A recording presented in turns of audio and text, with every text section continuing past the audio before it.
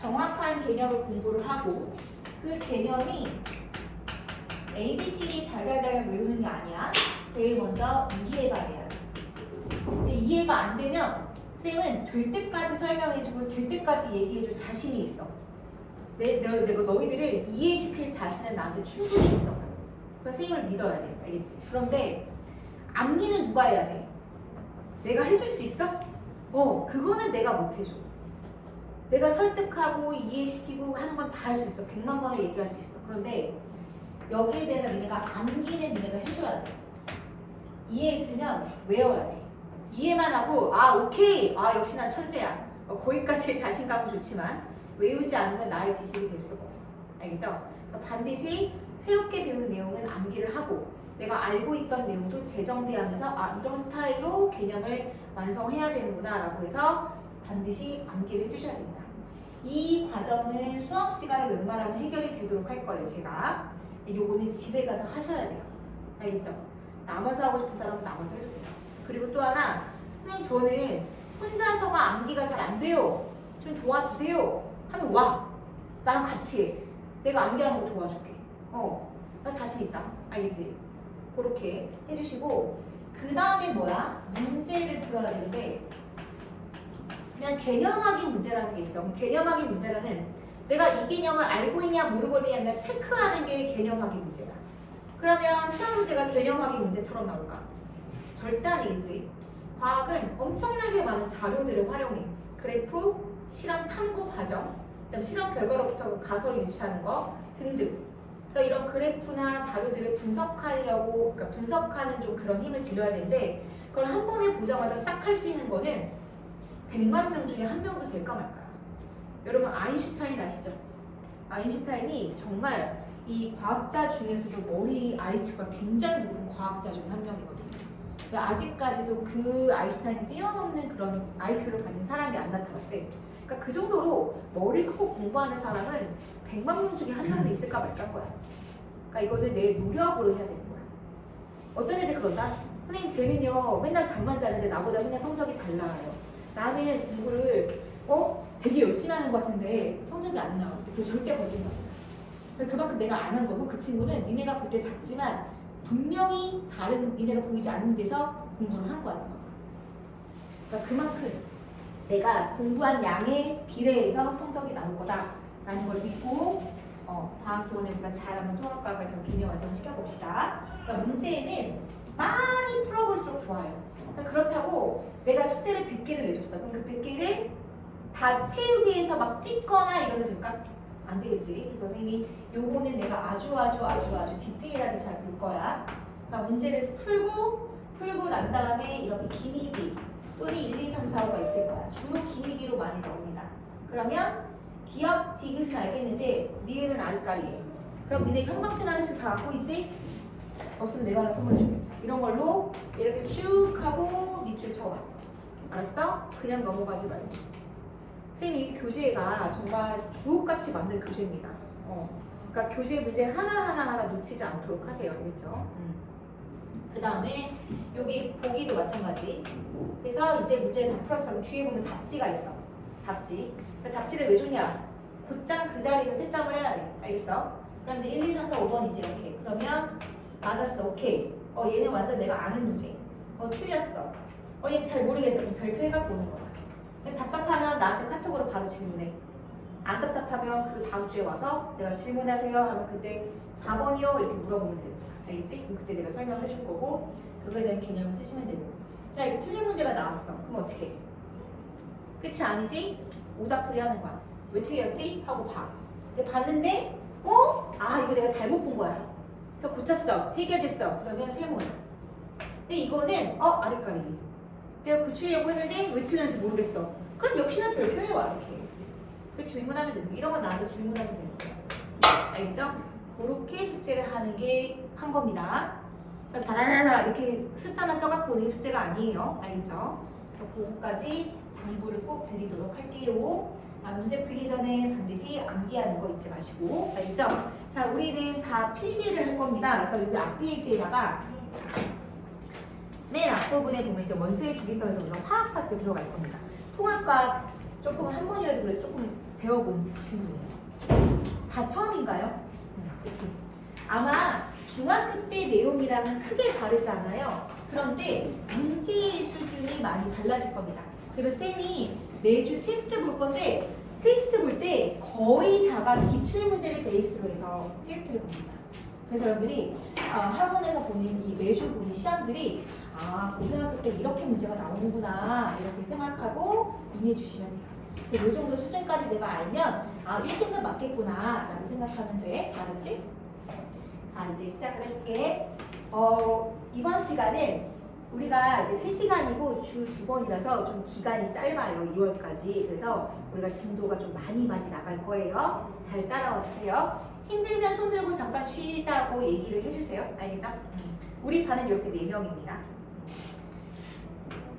오늘은 화학에 대한 이야기를 주로 할 겁니다. 그래서 화학에 대한 이야기를 할 건데, 자, 이러한 물질들, 책상, 뭐 지우개, 필통, 커피, 공기, 여러분 입고 있는 옷, 그다음 우리의 몸, 이런 것들이 무엇으로 이루어져 있는가를 연구하는 학문이 바로 화학입니다. 물질에 대한 얘기.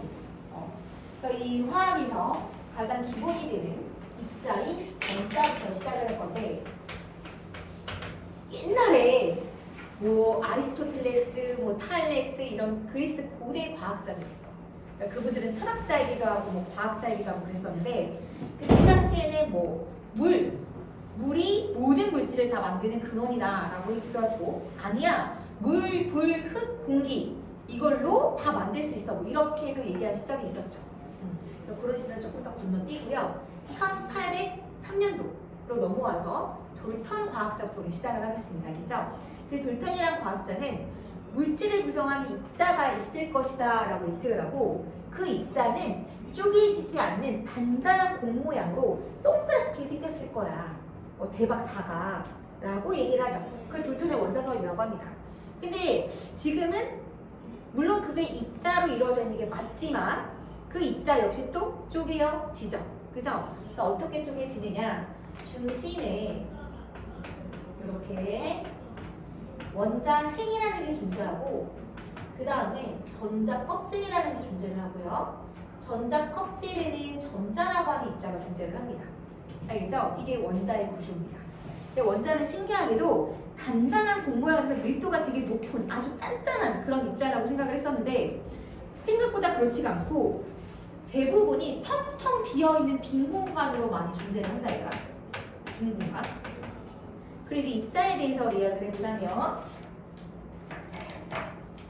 얘는 전자입니다. 일단 여기에 동그라미 이렇게 그려볼게요. 얘는 원자핵입니다.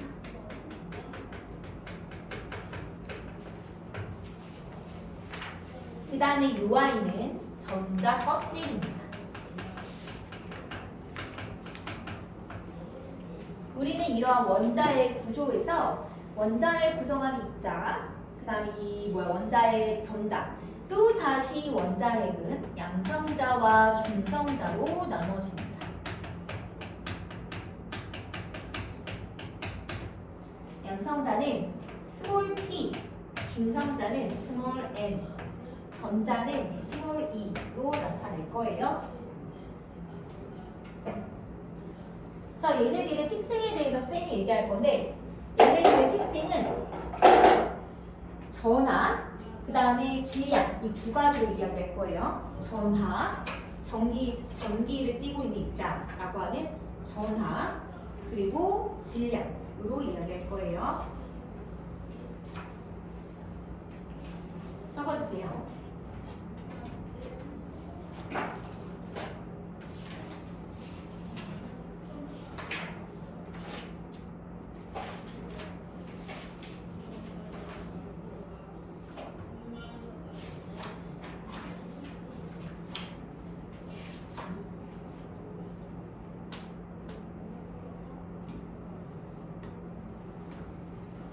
자, 그러면 여기를 보자. 우리 양성자랑 중성자랑 전자라고 하는 세 개의 입자를 보도록 할 거예요. 중성자, 양성자, 그리고 전자. 이렇게 여기다가 써보면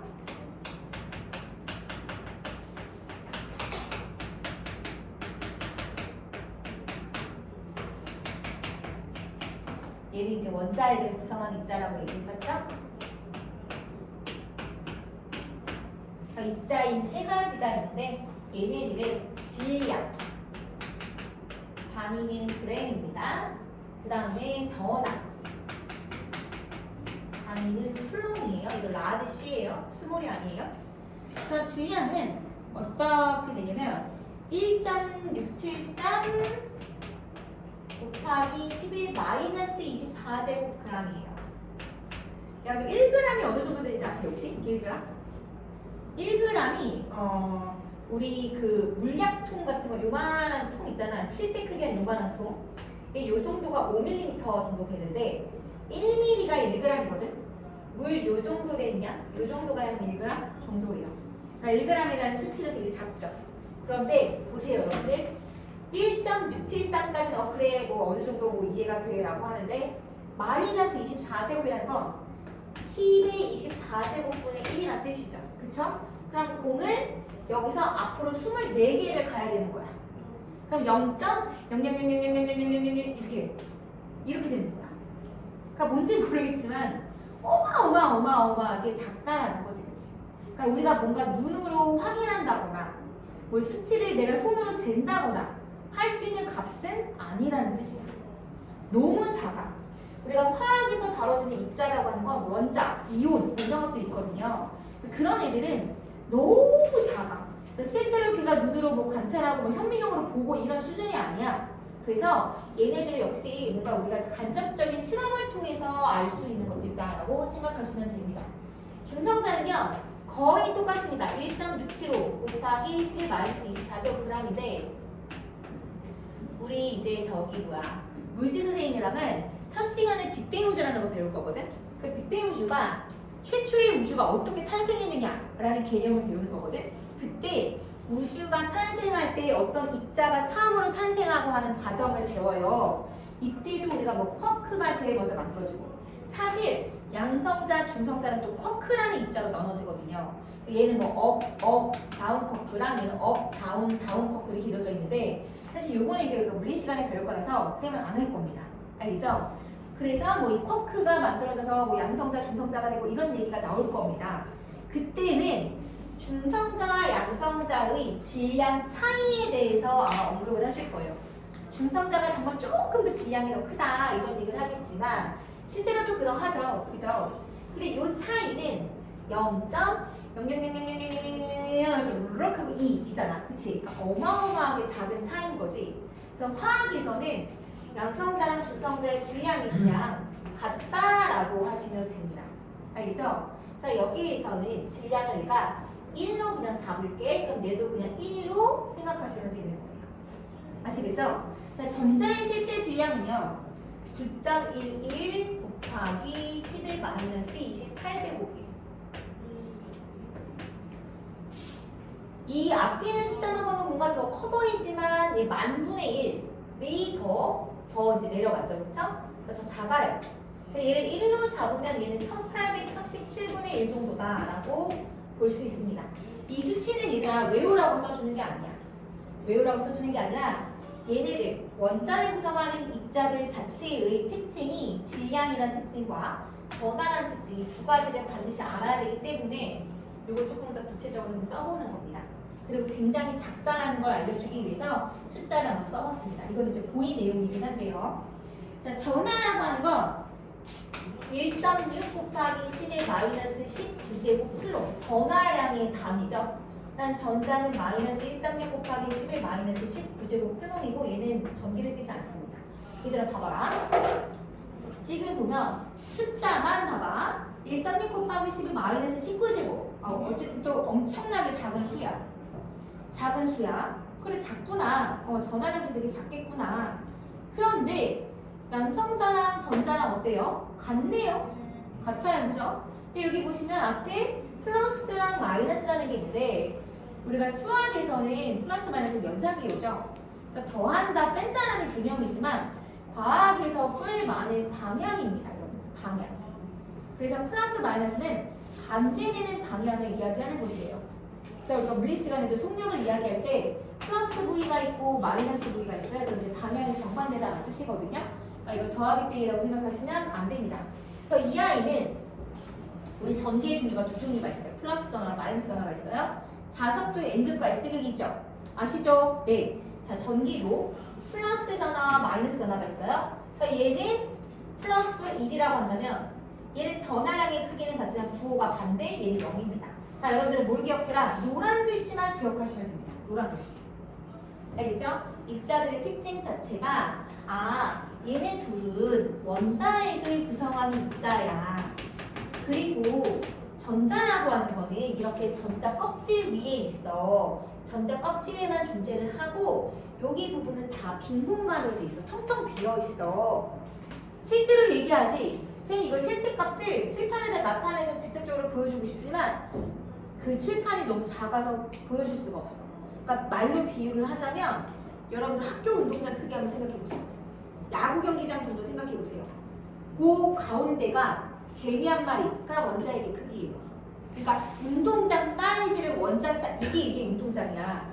그러면 원자핵이 갖고 있는 그 부피는 요 안에 개미 한 마리 정도밖에 안 된다. 그러니까 그 나머지가 빈 공간이야. 그리고 전자는 움직이는 게 가능하거든요. 전자는 태양계의 행성처럼 얘들아 중심부에 태양이 있으면 지구가 뭐하고 있어? 가만히 있어? 돌지. 이거 뭐라 그래? 그렇지. 그 다음 뭐해? 이렇게 돌잖아. 그렇지. 전자도 똑같아. 원자핵 주변에 공전도 하고 자전도 해. 알겠어? 그러니까 걔네들은 움직일 수 있거든. 탈출도 할 수 있어. 자, 어쨌든 간에 전자는 돌아다니는데 아무 때나 돌아다니는 게 아니라 반드시 전자 껍질에서만 돌아다닐 수가 있어. 아시겠어요? 네. 자, 양성자, 중성자는 원자핵을 구성한다 라고 나와 있고요. 전자는 전자 껍질 위에만 있을 수 있어 라는 거 기억을 하시면서 질량과 전원 다시 한번 정리하자면 양성자랑 전자는 한 개당 갖고 있는 전하는 크기는 같지만 부호는 반대다. 그리고 질량으로 따지자면 양성자, 중성자 한 개가 갖고 있는 질량은 거의 똑같다. 하지만 전자는 너무 작다. 그래서 우리가 원자를 막 발견했을 거 아니야, 그렇지? 원자를 발견했을 때마다 과학자들이 제일 먼저 측정했던 값은 바로 질량이었습니다. 알겠죠? 그래서 질량을 나타낼 때 원자의 질량은요, 원자의 질량 바로 원자핵의 질량이라고 하시면 됩니다.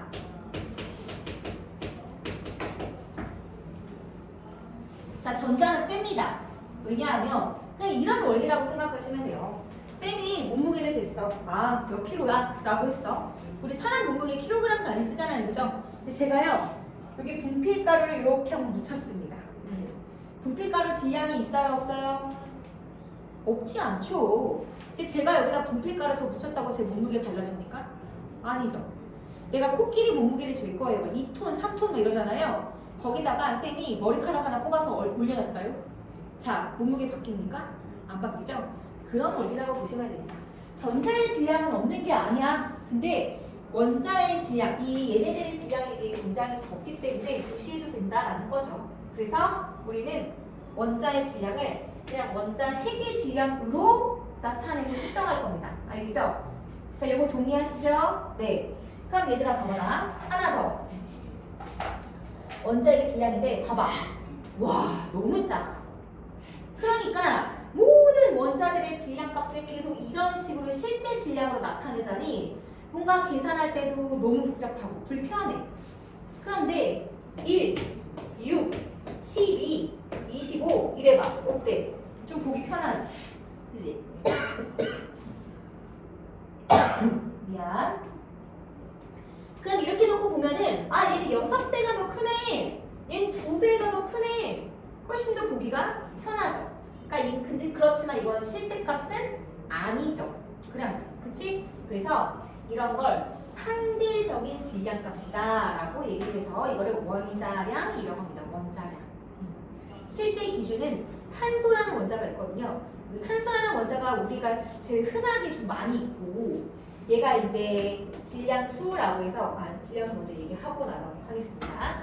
자, 원자핵의 질량을 우리는 상대값으로 나타낸 게 있어요. 그것을 이제 뭐라고 하냐면 원자량으로 이야기할 것입니다. 여러분들은 원자량이다라고 하면 원자들의 질량을 상대값으로 좀 약간 보기 편한 수로 바꿔놓은 거다라고 생각해 주시면 돼요. 알겠죠? 자, 그럼 이제부터 우리가 원소의 기호를 나타낼 건데요. 이 원소 기호는 제가 이제 뭐 A라고 한번 써볼게요. A라고 하는 원소 기호는 없습니다. AM은 있어요. 아메리슘이라고 하는 원소 기호 있습니다. 지금 우리 원소가 거의 막 뭐 190개 가까이 되는데 너무 이제 계속 이름을 이제 붙이다 보니까 붙일 게 없어서 나라 이름, 그 다음에 이제 뭐 과학자 이름을 따서 원소 기호를 붙이고 원소 이름을 만들거든요. 그래서 아메리카 이름을 따서 아메리슘, 프랑스 이름을 따서 프랑슈. 뭐 안타깝게도 코리아는 없네요. 네, 코리아는 없습니다. 그래서 A라고 하는 임의의 원소 기호를 제가 썼어요. 그리고 알파벳처럼 원소들도 한국말을 쓰면 우리나라 사람밖에 모르잖아요. 그래서 전 세계인들이 공통으로 쓰기 위한 기호를 만들었거든요. 그래서 걔네들이 뭐 수소, 헬륨, 리튬, 벨륨, 금속, 탄소 뭐 이런 원소들이 있습니다. 우리 곧 외울 겁니다.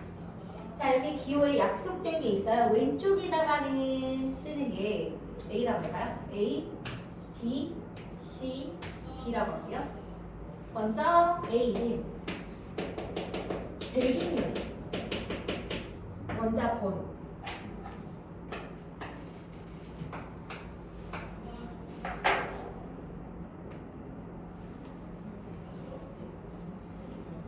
원자 번호는 이 얘네들이 갖고 있는 아까 설명 이제 초창기 때 원소를 발견했을 때는 주로 뭘 갖고 있냐면 질량 가지고 이야기했어. 아, 얘는 질량이 제일 가벼워. 아, 그다음 너 이런 식으로 질량을 측정해서 그 원소들의 종류를 결정지었어. 알겠니? 얘는 질량을 쟀더니 뭐 1이 나왔어. 근데 얘도 1이네. 아, 너랑 같은 애야. 이런 식으로. 이해됐어? 그런데 질량이 그 원자가 갖고 있는 고유한 값이 아니라는 게 발견이 됐어. 처음에는 돌턴의 원자설처럼 이렇게 단단한 공 모양이라고 했었잖아. 근데 어때? 아니잖아, 그치? 원자에가 전자가 있고 양성자, 중성자도 있고 막 이러잖아, 그치? 그래서 이 원자들이 갖고 있는 고유한 값은 자, 1번 양성자, 2번 중성자, 3번 전자. 뭘까요? 그렇지, 양성자. 오, 배웠었어요? 아, 네. 양성자입니다, 양성자. 중성자는요, 양성자 수랑 꼭 같지는 않아요. 그리고 같을 수도 있어요. 예를 들어서 수소라는 아이가 있고 헬륨이라는 아이가 있는데요.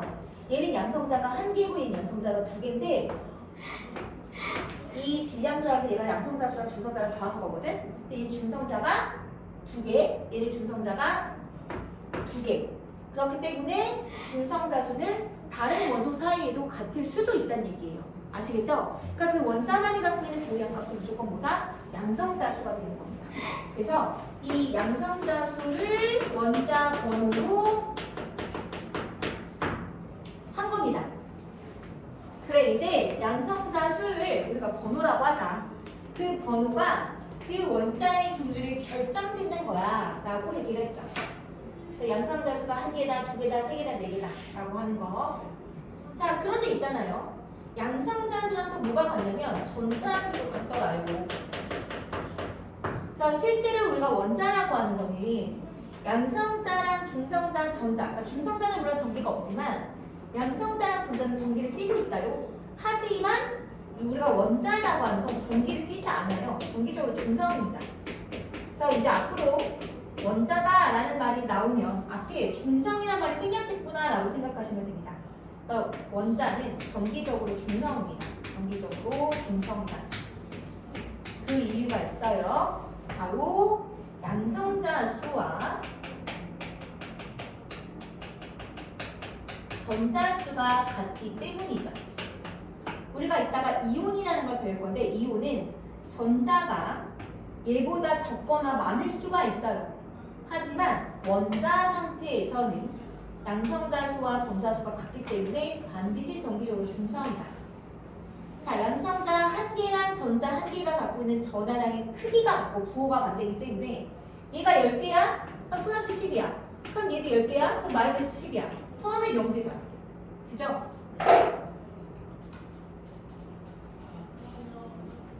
자, 요거 반드시 잘 기억하시고 자, B. 그럼 B는 뭐냐? 여기 있는 건 질량수라고 합니다. 질량수는 양성자수 더하기 중성자수로 나타내요.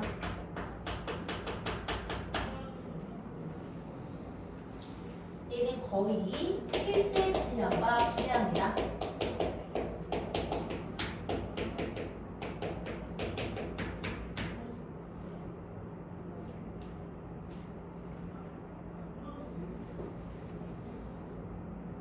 여기 전자를 뺀 이유는 아까 얘기했어요. 전자는 질량이 없는 건 아니지만 무시해도 될 만큼 작기 때문에 질량을 측정할 때는 양성자수와 중성자의 개수로 나타내주는 거지.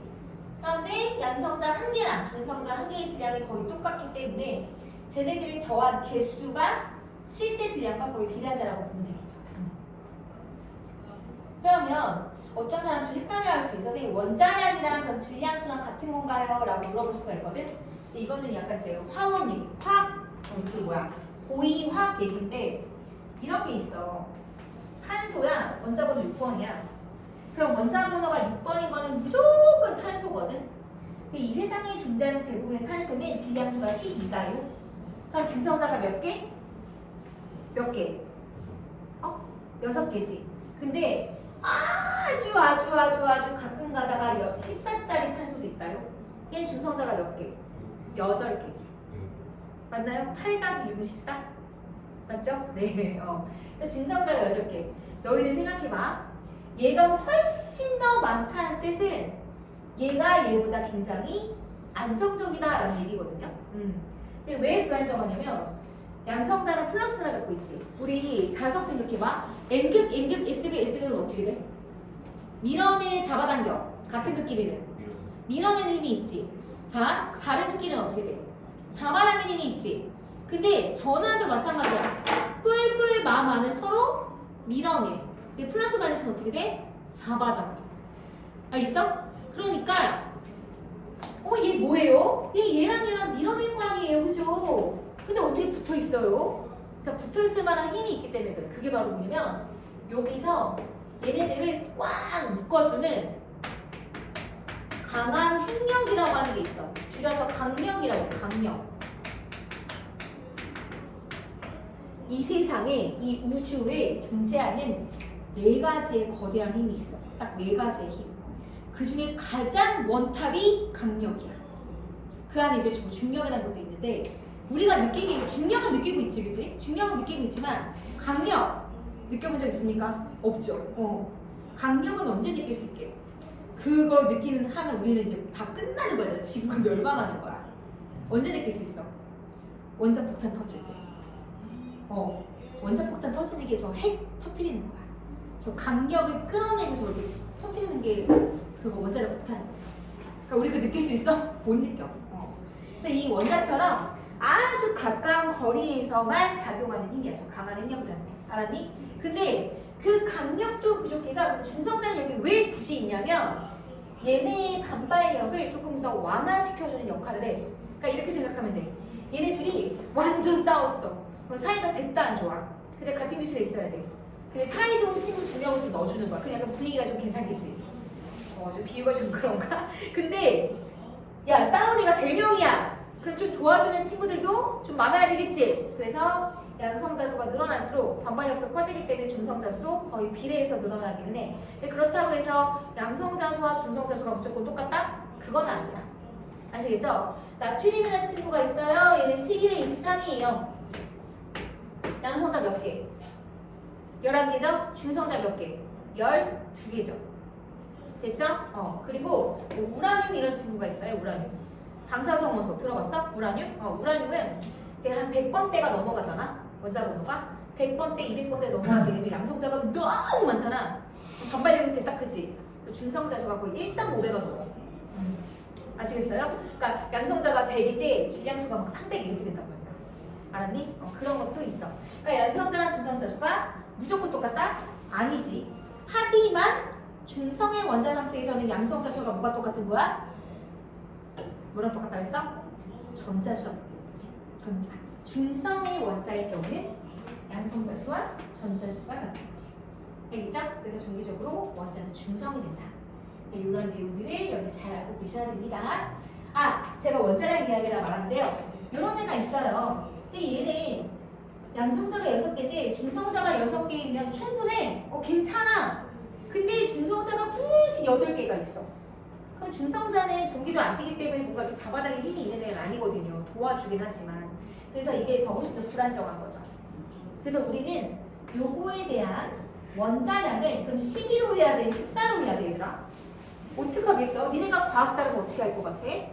탄소의 원자량을 정해야 되는데 12탄소도 있고 14탄소도 있어. 그럼 어떻게 할 거야? 그냥 12로 해? 그냥 12로 하자 여기 이래버려? 아니지, 원리가 있어야지. 원리 원칙이 있어야지. 14탄소 무시하는 거야? 어떻게 해야 돼? 그렇게 해서 만든 게 뭐다? 평균. 평균으로 계산합니다. 근데 평균 계산하면 얘 어떻게 돼? 억울해. 왜? 얘가 존재 비율이 99%야.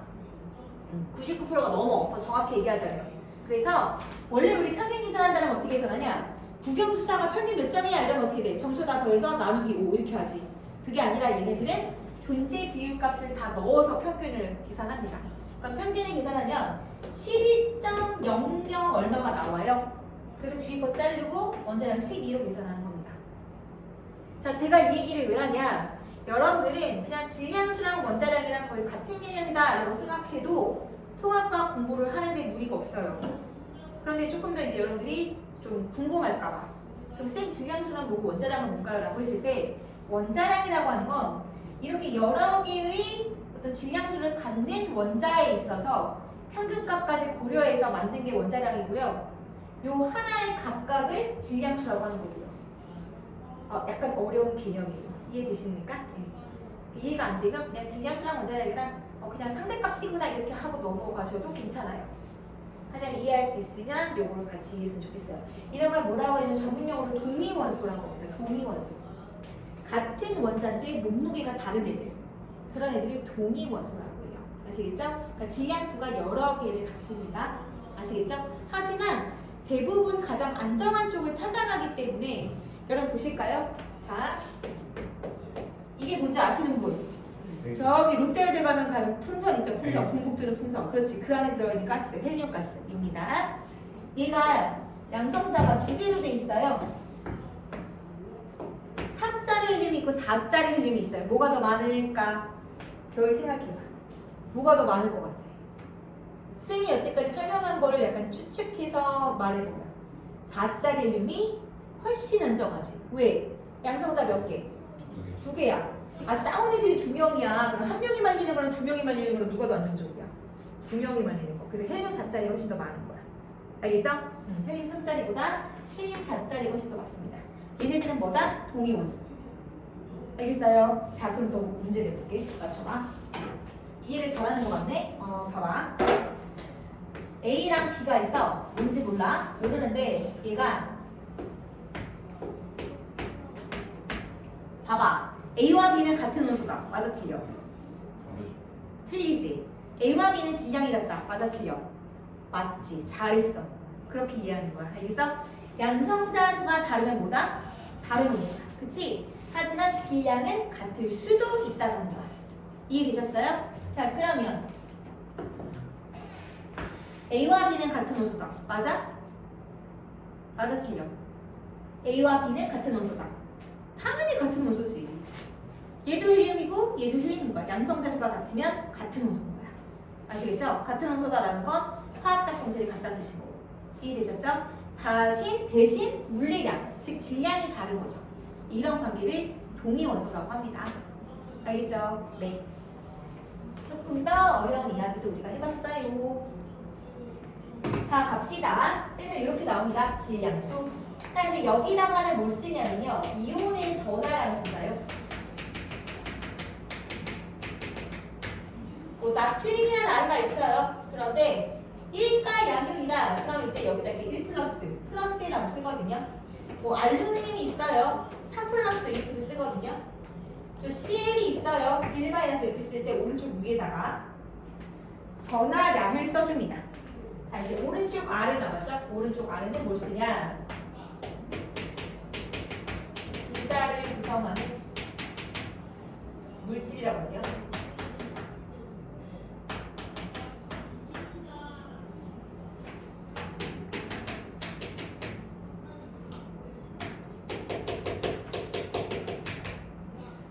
이제 앞으로 물질을 공부를 하면서 그 물질의 구성원의 성분 원소가 뭐고 걔네들이 어떤 결합을 하고 있고 라는 걸 공부할 거거든요.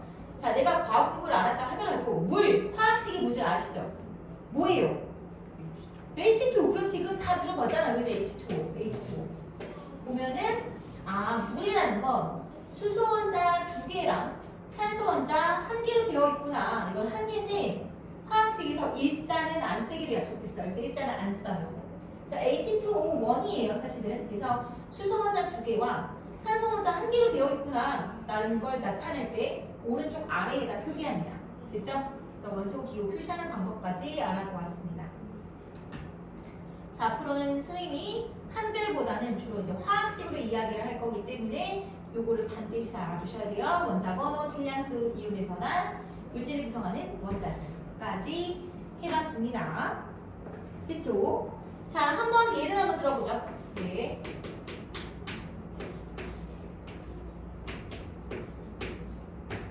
짜잔! 이런 아이가 있어. 나트륨이라고 읽어요. 나트륨. 자, 질문. 양성자 몇 개? 11개. 중성자 몇 개? 12개. 전자 몇 개? 몇 개? 만약에 이 아이가 없어. 그럼 양성자 수 11개. 중성자 수 12개. 전자 수 몇 개? 11개가 돼야 되겠지. 선생님, 중성의 원자는 양성자랑 전자랑 같다 그랬잖아. 그치? 그런데 여기 이렇게 하는 순간 플러스 하나가 더 많아요 라는 뜻인 거지. 그럼 양성자수가 11개고 전자가 몇 개가 돼야 플러스 하나가 더 많겠니? 마이너스가 10개가 돼야 되겠지. 맞아? 전자수는 몇 개? 10개 이렇게 되는 거야. 이해되셨을까요? 오케이, 잘했습니다. 자, 이런 식으로 요 표기 방법을 보시고 여러분들이 이런 것들이 이제 눈에 들어와야 됩니다. 자, 이렇게 해서 우리가 원자에 대한 이야기를 모두 다 했습니다. 원자에 대한 이야기를 마쳤어요. 자, 이제 원자가 한 개 발견된 것이 아니라 이제 여러 개가 발견이 되겠죠. 그러면서 그 원소들에 대한 특징, 그리고 그 원소들 간의 뭔가의 규칙성에 대해서 이야기해 보도록 하겠습니다.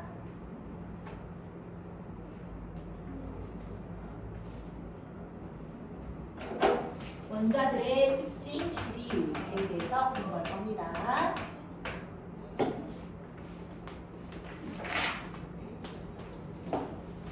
자, 처음에 원자들이 이제 뭐 여러 개가 발견이 됐어. 그래서 괴베라이라는 괴베라이너라는 과학자가 제일 처음에 이제 뭘 했냐면 새쌍 원소설이라는 걸 발표했는데 이게 뭐냐면 처음으로 뭔가 화학적 성질이 비슷한 원소가 있다라는 것을 알아낸 것이죠. 화학적 성질이 비슷한 원소. 세 쌍이니까 3개씩을 묶었어요. 자, 여러분들 보세요. 여기서 이제 발견한 뭐가 중요하냐면 여러 가지 원소들 중에서 이제 처음에는 질량만 측정했다가 눈에 보이진 않으니까 이제 여러 가지 실험을 통해서 뭐 전기적 어떤 특징도 발견했을 것이고 여러 가지 특징 중에서 얘랑 뭐 물에 넣었더니 막 격렬하게 반응을 하네 뭐 이런 것들 있잖아. 얘는 광택이 나네 뭐 이런 거지. 그럼 공통의 성질을 발견을 한 거야. 그래서 공통의 성질을 갖고 있는 3명을 묶었어. 예를 들면 리튬, 나트륨, 칼륨 이런 식으로 묶었어. 새쌍 원소설이니까 3개를 묶었어. 근데 이 3개를 아무렇게나 묶은 것이 아니라 화학적 성질이 비슷한 원소를 묶었다라는 게 포인트입니다. 이게 포인트예요. 그리고 나열을 했어요. 나열도 그냥 막 아무렇게나 뭐 이렇게 나열한 게 아니라 뭔가 기준이 있습니다. 뭐냐? 원자량 순서로 나열합니다. 원자량 순서.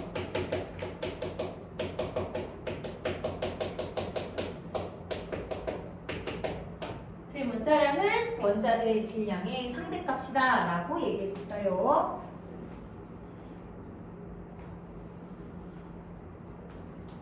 그러니까 제일 가벼운 게부터 이렇게 나열을 한 거죠. 그죠? 자, 그랬을 때 요 어떤 특징을 발견했냐면 가운데 거가 양 끝에 거의 뭔가 평균값을 갖는다라는 사실을 발견을 합니다. 이건 뭐 큰 의미가 없습니다.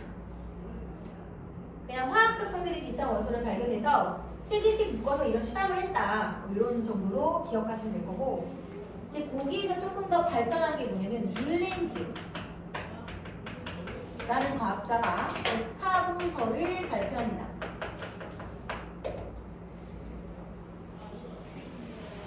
이 옥타브라고 하는 건 옥타라는 게 8개의 라는 뜻이거든요. 8개의. 그래서 얘도 역시 이 원자들, 발견된 원자들을 원자량 순서로 쭉 나열을 했어요. 제일 가벼운 애부터 순서대로 쭉 나열을 했다는 뜻이에요. 그랬을 때 희한하게 8번째마다 어떤 공통의 화학적 성질을 갖는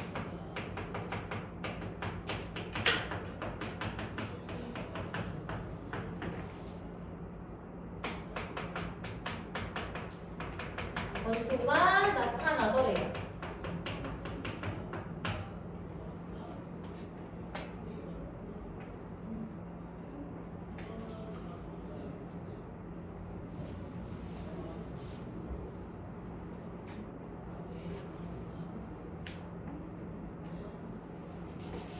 자, 내가 뭐 원소가 A부터 시작해서 뭐 A, B, C, D에서 원자수를 쭉 나열을 한 거야. 그랬을 때 1, 2, 3, 4, 5, 6, 7 하고 그 8번째 얘하고 성질이 비슷하고, 자, 그 다음 나타난 애는 또 얘하고 성질이 비슷하고, 이런 식으로 8번째마다 뭔가 화학적 성질이 비슷한 원소가 주기적으로 나타나더라. 그런 주기성을 갖더라 라는 것을 발견을 한 거죠.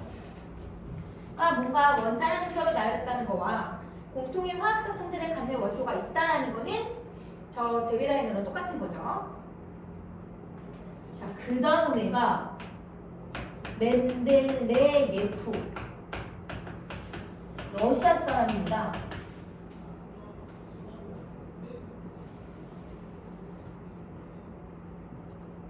이 멘델레예프가 이런 주기율표라고 하는 주기율에 엄청나게 큰 공헌을 한 화학자인데, 그리고 이제 대학교 강단에서 교수로도 굉장히 오랫동안 재임을 하셨던 분인 거고, 안타깝게도 이제 노벨 화학상을 못 받으셨어요. 노벨상에 이제 뭔가 이렇게 과학자에 추천이 될 거 아니야. 그럼 추천이 돼서 이제 거기에서 딱 지금 협회에서 정해질 텐데 제일 많이 등단이 됐었대. 근데 결과적으로는 끝까지 노벨상을 받지 못했어. 그때 당시에 라이벌이 있었고, 그 라이벌의 화학자로 인해서 계속 이제 멘델레예프가 이렇게 떨어지는 그런 약간 불운의 그 노벨상을 못 받은 그런 엄청난 큰 업적을 남긴 과학자로 유명합니다. 자, 멘델레예프는요, 최초의 주기율표를 발표했습니다.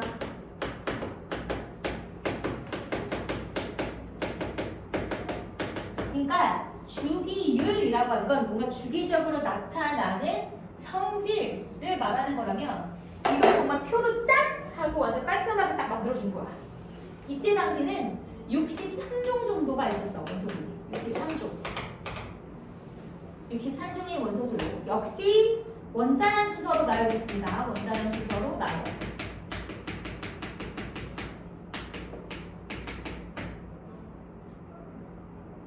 그래서 이거를 표로 만들었다라고 얘기할 수가 있겠죠. 근데 일부 안 맞는 부분이 있었고, 또 빈칸이 있었어요. 그 뜻은 뭐냐면, 내가 뭔가 표를 만들었을 때 원자량 순서로 나열했다 했잖아. 그럼 원자량 순서로 뭐 1, 2, 3, 4, A, B, C, D, E, F, G 이렇게 쭉 돼 있었어.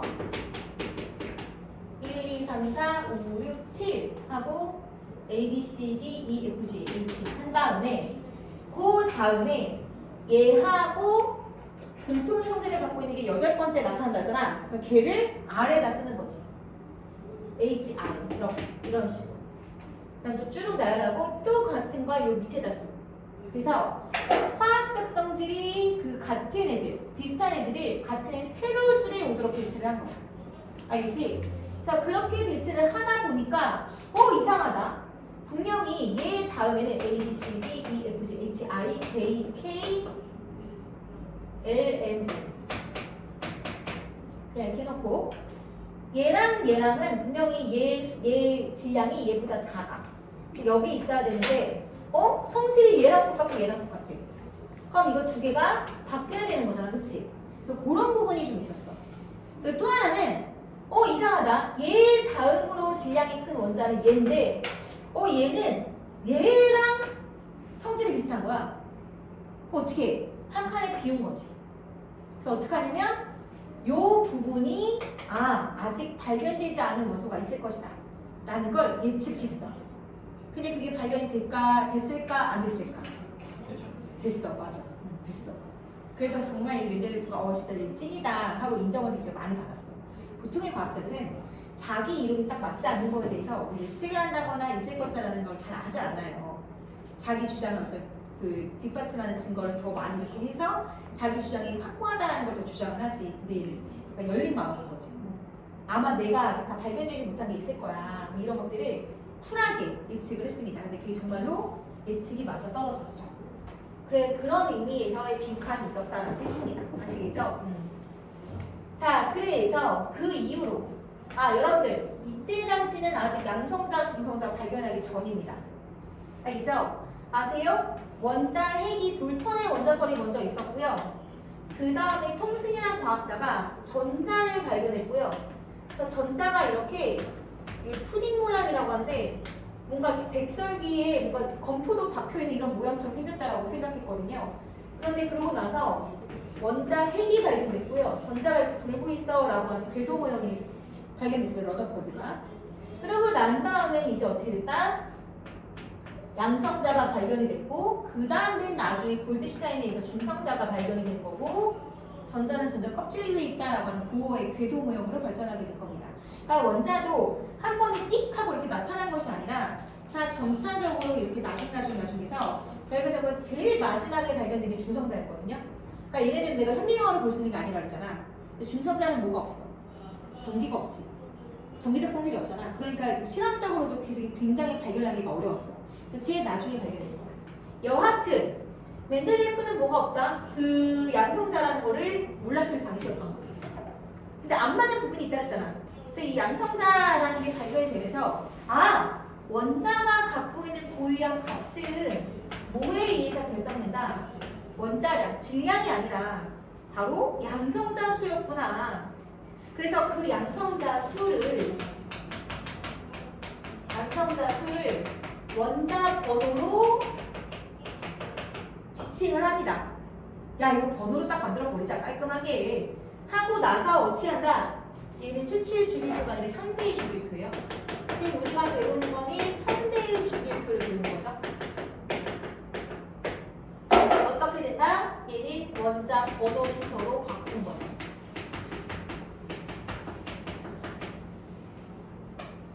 그랬더니 일부 안 맞는 부분이 다시 맞아 떨어졌고 이때 당시는 63종이지만 지금 이거의 2배 가까이 되는 원자들이 있거든요. 그러면서 빈칸에 있는 부분의 원자들도 발견이 됐고 자, 현재의 그럼 주기율표는 완성본일까요, 여러분들? 아직도 미완성입니다. 네, 아직도 미완성이고 또 발견된 원소다 할지라도 계속적인 실험을 통해서 그 원자들의 특징을 알아보고 있는 중입니다. 그래서 아직 명확하게 특징이 밝혀지지 않는 원자들도 있고 앞으로 또 발견될 수 있는 원자들도 있고 그렇습니다. 여러분들은 뭘 기억하면 좋을까요? 이러한 과정에 의해서 주기율이 발견됐고 결과적으로 우리가 배우는 주기율표는 이렇게 공통의 뭔가 화학적 성질을 대변하는 원자들을 가로줄, 세로줄에 맞춰서 표로 만들었구나. 원소들의 특징을 한 표로 이렇게 딱 만들었구나 라는 걸 보이면서 어떤 순서구나, 원자 번호 순서구나, 그 전엔 어땠구나, 원자는 순서였었구나 라는 거를 이렇게 기억하시면 됩니다. 자, 이 부분이 어떤 교과서에는 있고 어떤 교과서에는 없어요. 또 교과서에 없다 하더라도 어떤 선생님은 가르쳐 주시고 뭐 프린트 이런 데에다가 또 어떤 선생님은 또 안 가르쳐 주세요. 그러니까 이거는 학교에서 배우냐 안 배우냐에 따라서 시험 문제에 나온다 안 나온다가 판가름이 될 겁니다. 근데 반드시 나오는 건 이겁니다. 이거는 뭐 교과서에 있건 없건 뭐 선생님이 말을 하시건 안 하시건 무조건 알고 있어야 됩니다. 알겠죠? 네. 필기해 주세요. 여러분들이 지금 필기를 아주 열심히 잘 하고 있지만 그래도 이제 뭐 그림이라든가 자세한 설명을 조금 더 참고하고 싶은 그런 부분이 있기 때문에 이거를 구매하라고 말씀을 드린 겁니다. 근데 이거 문제가 이렇게 많지가 않아요. 그리고 이렇게 이런 내신 문제집에 나오는 문제처럼 학교에서 내면 참 좋을 텐데 그렇지가 않습니다, 여러분들. 저 교재 가지고 와야 돼요. 가져와도 되냐고? 아니 먼저 이건 내 건데? 사야 돼요. 사와야 돼. 아까 얘기 안 했나? 안 했어? 이거랑 지금 이거랑 저 파란 거 한번 보여줘. 이렇게 두 개를 사는 거야. 1학기, 2학기.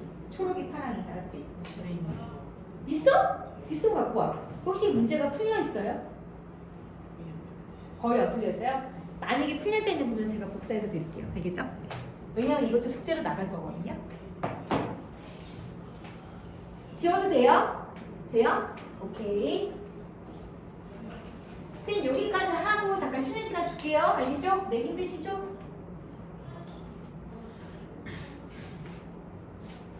얘들아 하다가 뭐 질문도 하고 그래도 돼. 이해 안 되고 이런 거. 자, 이제 줄기립함 써볼 거야. 자, 줄하고 이렇게 선생님 그 아는 분 중에 직업 군인이 있으셔. 같이 캠프를 갔어.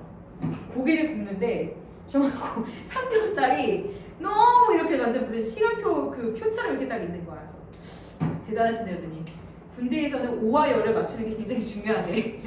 그래서 고기를 구우실 때도 그렇게 굽는 거야.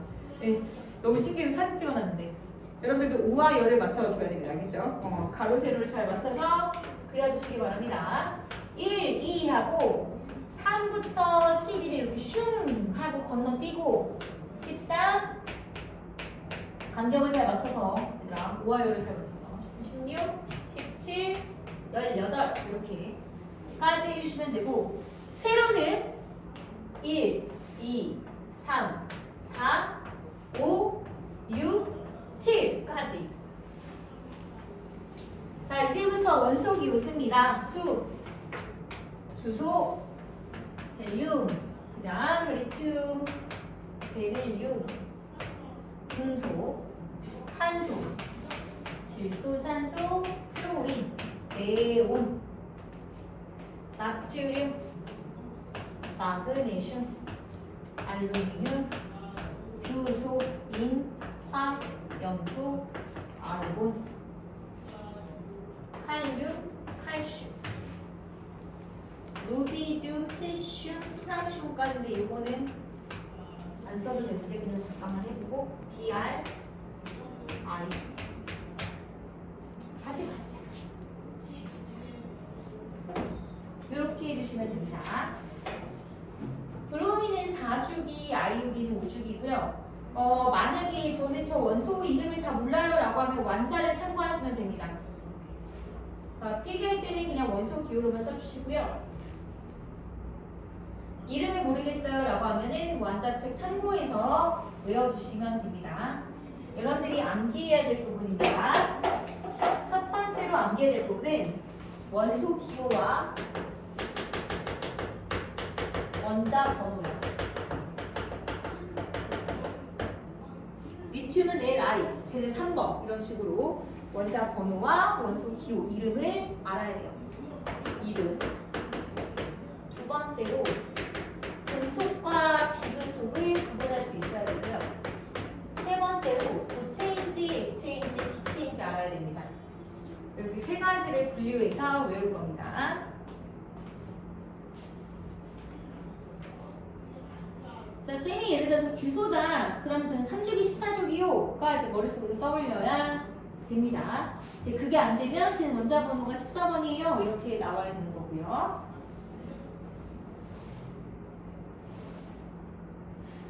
자, 아까 쌤이 얘기했습니다. 주기율표를 어떻게 만들었느냐? 기준이 있죠.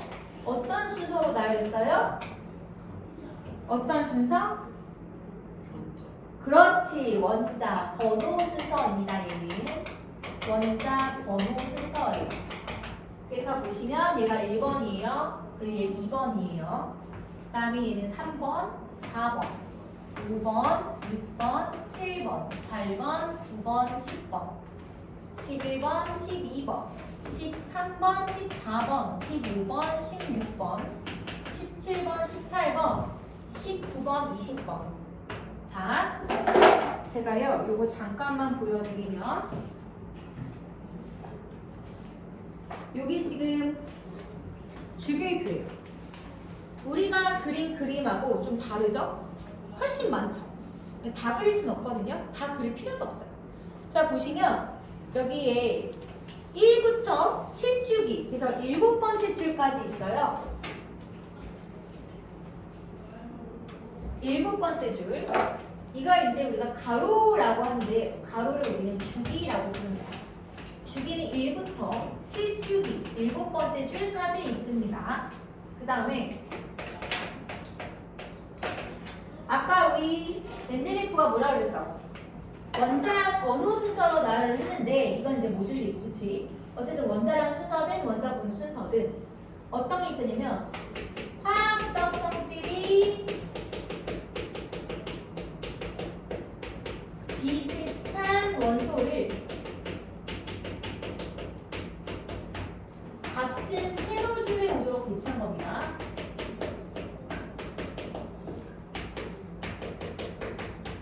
원자 번호 순서대로. 그래서 세로는 우리가 족이라고 불러요. 족. 족은 1부터 18개까지 있습니다. 이 표를 만든 기준 자체가 우리가 달력도 기준이 있죠. 세로줄이 뭐야? 월, 화, 수, 목, 금, 토, 일. 가로줄은 첫째 주, 둘째 주, 셋째 주 이렇게 가는 거잖아. 그치? 그런 것처럼 같은 세로줄이 뭐냐?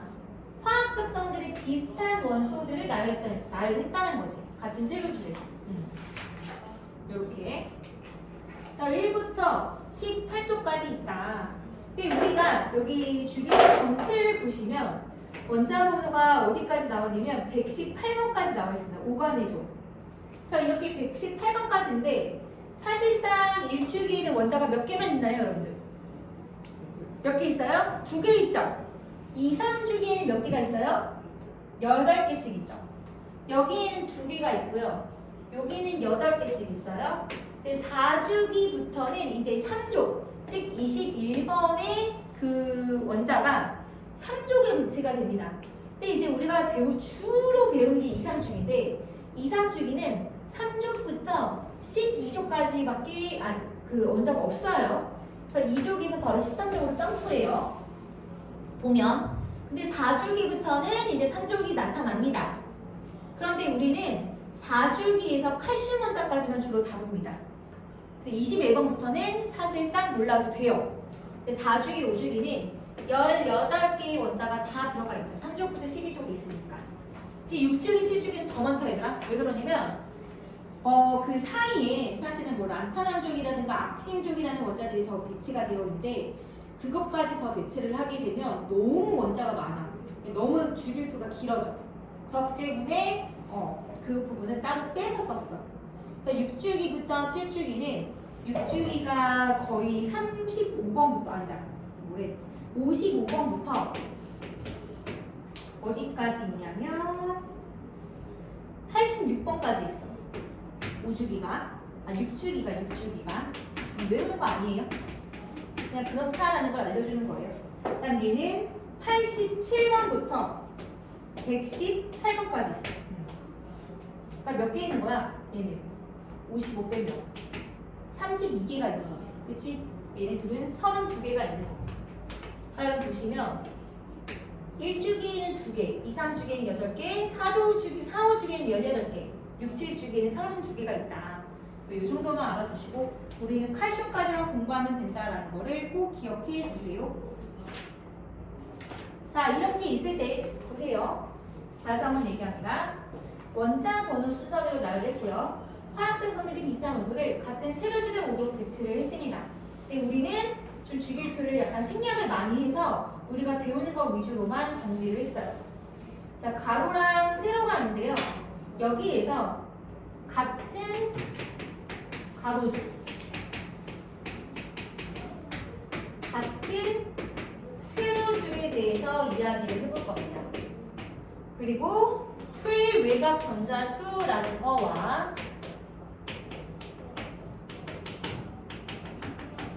원자과 전자수라는 것을 이야기할 겁니다.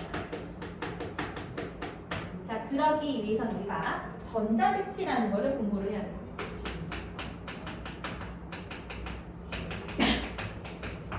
자, 전자배치란 무엇이냐? 전자가 어디에 있어? 그 전자의 위치를 이야기하는 게 전자배치야. 얘들아, 봐봐. 우리가 화학에서 뭔가 물질을 연구하는 학문이라 했잖아. 근데 물이 H2다. 이산화탄소는 CO2다. 이런 물질을 구성하는 원자들이 이렇게 있어. 그러면 자, 하나 더 할까? 소금 있어, 소금. 소금은 염화준 NaCl이다. 뭐 식초가 있어. 식초는 아세트산인데 CH3COOH다. 얘네들이 구성하는 원자들을 선생님이 그 숫자를 그대로 표현을 했어요. 그럼 왜 이렇게 두 가지 이상의 원소들이 결합하고 있지? 왜 그냥 원자를 존재하지 않고 왜 이런 물질들이 원자 여러 개로 되어 있지? 라는 궁금증이 있을 거 아니야. 그냥 그러지. 그래서 요거를 조사를 해봤더니 아주 특이한 걸 하나 알아냈어. 뭐냐면 바로 이 18쪽의 원소가 어떠냐. 얘네들은 어떠한 결합을 하지 않는데. 결합을 하지 않는다는 거는 반응하지 않는다는 거야. 즉 화학 반응하지 않는다는 거야. 그래서 얘는 어떻게 하는지 알아? 그냥 원자로 존재한다. 얘네들은 그냥 원자로만 존재를 하는 거야. 그래서 비활성 기체다라고 해. 쟤는 다 기체거든. 그럼 나머지는 어때? 전부 다 결합을 해. 18쪽 빼고 다 결합해. 근데 결합한 형태를 봤더니 이 18쪽이랑 전자배치가 다 똑같은 거야. 그래서 결론 내립니다. 18쪽의 원소가 굉장히 안정한 애들이구나. 그래서 다른 애들도 저렇게 안정해지기 위해서 결합하는구나. 그래서 18쪽 원소를 연구해봤더니 어떻게 되냐? 이 원자번호 2번이고 10번이고 18번이지? 그지? 그럼 헬륨을 봤더니 자, 양성자 2개야. 전자 껍질에 전자가 이렇게 2개가 있더래. 자, 그리고 네온이야. 원자번호 10번이고 첫 번째 껍질에 전자가 이렇게 2개 있고 껍질 하나가 더 있더래. 더 있고 여기에 8개가 있더래. 전자가. 그래서 딱 봤을 때 첫 번째 껍질은 2개까지가 딱 채워지는구나. 그 다음에 두 번째 껍질에는 딱 8개를 채우는구나. 라는 걸 알아냈습니다. 아시겠죠? 그래서 우리가 옵틱 규칙이라고도 합니다. 옵틱 규칙. 이 전자가 배치가 될 때, 전자 배치가 될 때 최대 첫 번째 껍질은 2개까지 들어가고 두 번째 껍질부터 8개씩 채워지는데 우리가 전자 배치를 바닥 상태라는 말을 써요. 바닥 상태의 전자 배치라는 말을 쓰는데 안정하다라는 뜻입니다. 안정한 상태. 안정한 상태. 그래서 안정한 상태의 전자 배치는 첫 번째 껍질부터, 그러니까 원자에서 가장 가까운 전자 껍질부터 배치가 되고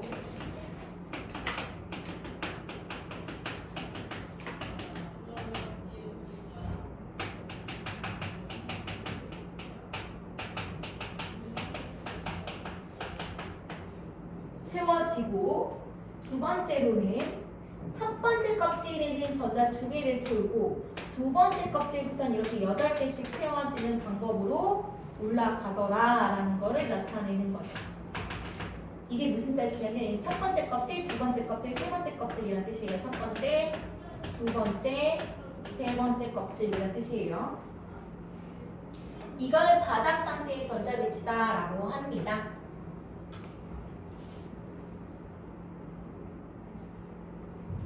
그래서 그렇게 해서 전자 배치를 다 해본 거야. 다 다 했더니 어떻게 됐냐?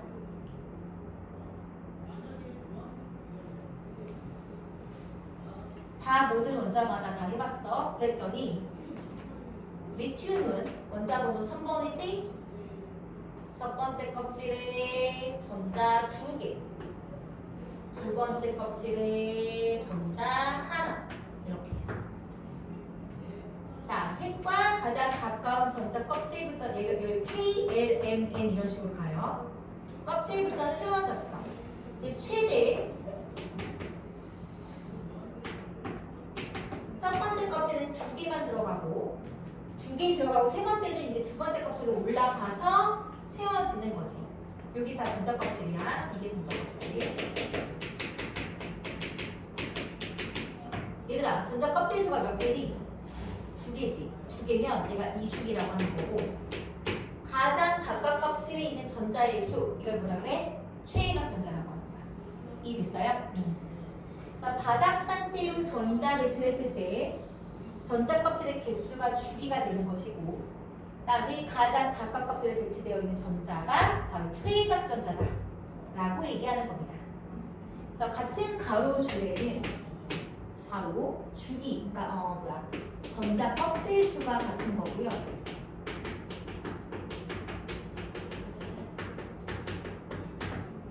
그 다음 같은 세로줄은요. 최외각 전자수, 즉 다시 말해서 원자과 전자수가 같은 겁니다.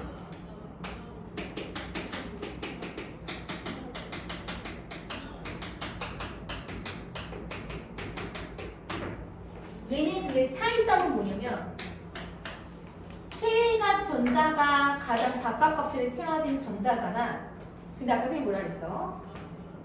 화학 결합을 왜 하냐? 결합을 도대체 왜 하지? 라는 걸 봤더니 얘네들이 다 18쪽과 같은 전자 배치를 하기 위해서 그렇게 하려고 결합을 하더라 이거지. 그런데 얘들아 봐봐라. 만약에 탄소다 이거야. 탄소. 그러면 첫 번째 껍질에 전자 2개가 있고 두 번째 껍질에 전자 4개가 있잖아. 그럼 얘는 몇 개가 부족하죠? 8개가 돼야 되니까 4개가 부족하죠. 그럼 4개를 맞추려고 뭔가 결합을 하겠지만 이 안쪽 껍질에는 전자가 굳이 나와서 결합에 참여할 필요가 있냐 없냐? 없지. 얘는 이미 안정된 거니까. 그죠? 그러니까 화학 결합에 관여하는 건 최외각 전자만 관여하면 되는 거잖아. 그쵸? 자, 최외각 전자와 원자과 전자의 차이점은 뭐냐면 최외각 전자는 안정한 상태로 전자 배치를 했을 때 가장 바깥 껍질에 배치된 전자를 뜻하는 것이고 원자과 전자는 화학 결합에 관여하는 전자라는 뜻을 갖고 있어. 그러니까 어차피 최외각 전자가 화학 결합에 관여를 할 거 아니야. 그러니까 똑같겠지. 봐봐. 그럼 얘는 전자 배치 해보잖아. 그럼 하나가 나온다요. 2족은 2개가 나오고요. 13족은 13개가 아니라 3개가 나와요. 14족은 해보면 4개가 나오고요. 15족은 5개, 16족은 6개, 17족은 7개, 18족은 8개인데 헬륨은 2개죠. 헬륨은 2개. 그래서 이것들이 화학 결합에 관여를 하니까 얘도 하나, 2개, 3개, 4개, 5, 6개이지만 7개. 얘는 결합해요 안 해요? 안 하죠. 그래서 18쪽의 원소만 원자과 전수가 0개입니다. 요거를 정말 잘 알아야 됩니다. 자, 여기까지 필기하고 잠깐 쉴게요. 여기 필기하시고 잠깐 쉬세요. 잠깐 쉬었다가 이제 2부 합시다.